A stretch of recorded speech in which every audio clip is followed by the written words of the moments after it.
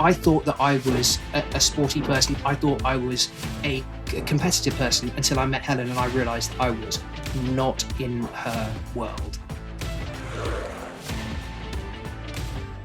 I think it's the toughest sport out there in terms of the training that you have to put in. I mean, just tell us a little bit about what that looks like. Yeah, I mean, the physical race is hard and it hurts. It's about a 7-minute race and it's pure pain. But like you say, it's mainly the background of the training that goes behind it. You're training 3 times a day, 6-7 days a week. We'd often get a Sunday off every 3 weeks. And it's just the monotony. You don't miss sessions, you don't miss days. And it's maybe a couple of hours in the water, a couple of hours in the gym, and then an hour on the rowing machine every day, getting the recovery with that. She throws that away.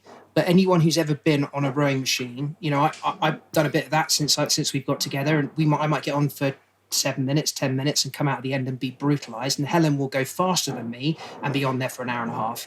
And that is one of her 3 sessions in the day. The other session, she might do a marathon distance on the water and then get off and do an Olympic weights session that puts the power lifters to shame. Well, not the power lifters come to on, shame. seriously. I mean, what take the praise, Helen. Take it. It's insane. It's insane. Honestly, you're right. It's the toughest thing you can do. It is insane. And everybody from the other sports that sees them, the cyclists that train alongside them and go, "What are you doing?" And they do that day in, day out. They don't take any time off. It's brutal. Even just seeing her do one single 2K test on the ergo, it hurts me because you can see the amount of pain that she's putting herself through, and that is just, you know, one of 3 sessions in a day. It's crazy. I thought that I was a sporty person. I thought I was a competitive person until I met Helen and I realised that I was not in her world. Where can I find that willpower to sort of make myself be a better person every day and start the day much better than I did this morning?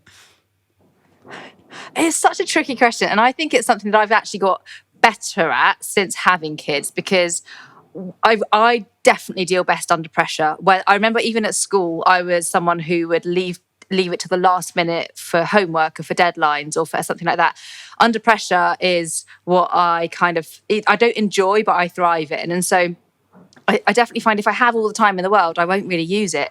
But if I have one slot in the day and I know if I don't train now, I won't get another chance because the kids will need me, then I will train. And I think almost forcing myself into the situation where if I know I lose that opportunity, it's gone, works best for me, because otherwise you're just relying on motivation, and that's something that's just quite fickle. Something that I learned from Helen, a very practical thing that I'd never realised before, is what she does as an athlete is the very, very first thing in the morning, she'll do something that piques her testosterone particularly, right? So you're doing things that kind of get the hormones, adrenaline, etc., racing. So it might be very first thing in the morning doing something like getting into a punch bag or throwing a slam ball or doing anything that gets those hormones moving.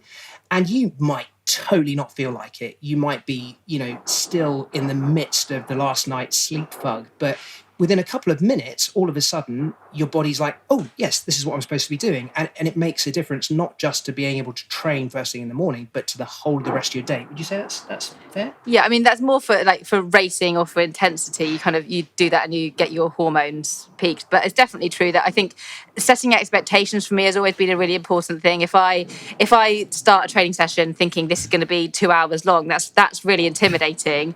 Whereas if I think 20 minutes is better than 0 minutes, I'll probably get to 20 minutes and carry on. You know, I think keeping it really simple and manageable. And then you do get that feeling, that real feel good, that real buzz, that motivation of having achieved something. And then it makes you, in a better mood for the rest of the day.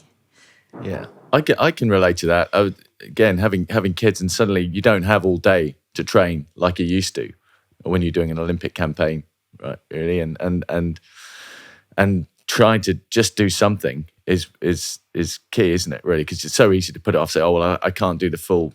You know, I wanted to do a 2-hour bike ride or whatever it is. I can't do it, so I'm just, you know, my whole plan's written off.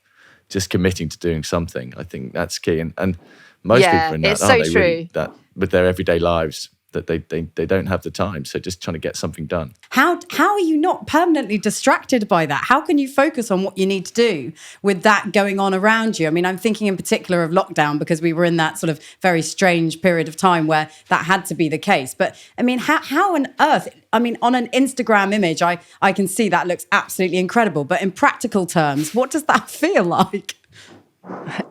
I think the most important thing I had to do was tell myself two things. One, this will not be the same as normal training. I'm not in a centre of excellence where, you don't have babies crawling on you and you have scientists standing behind you.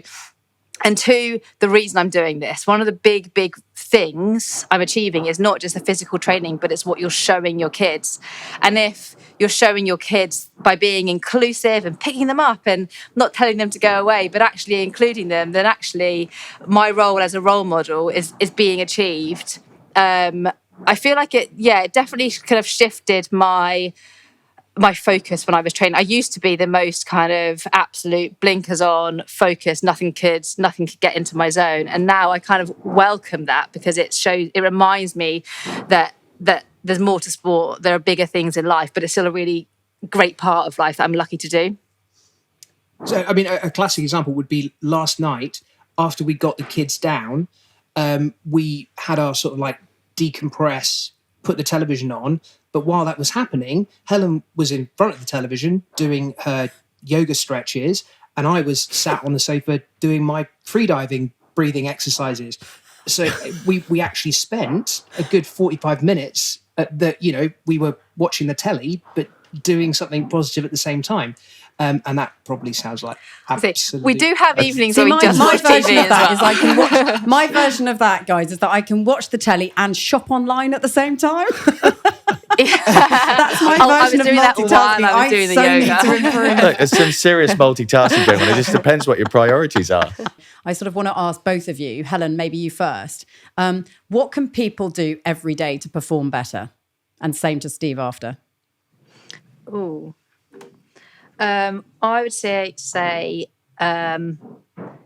almost don't take the time you have. So if you've got 10 minutes to do something, do 10 minutes of it and never think it's only 10 minutes, so I won't bother. So take the time you have. It doesn't have to be the person next to you. Oh, that was that yours? Whose 10 minutes is it? That's definitely, I would say, I know. That's the thing that I've learned most from Helen about training and about personal improvement has been exactly that. I very much have the tendency to go, oh, I've only got 10 minutes. What's the point of training? Helen will say, I've got 10 minutes. I can do 10 minutes, which, over the course of the day or the week or the month is going to add up. And it does make a huge, huge difference. My tip would be start the day well. Whatever you do, start the day with a good, healthy breakfast. I would say that having a green smoothie first thing in the morning, full of vegetables, full of all the things that your body needs, forcing that down will make you feel through the rest of the day that you've ticked the diet box relatively well. And it just starting the day with hopefully a little bit of stretching or training, starting the day with a positive statement makes a massive difference to how you continue that day and how you feel through it. And as a morale boost and as a drive to do better in your day, how you start is, to me, huge.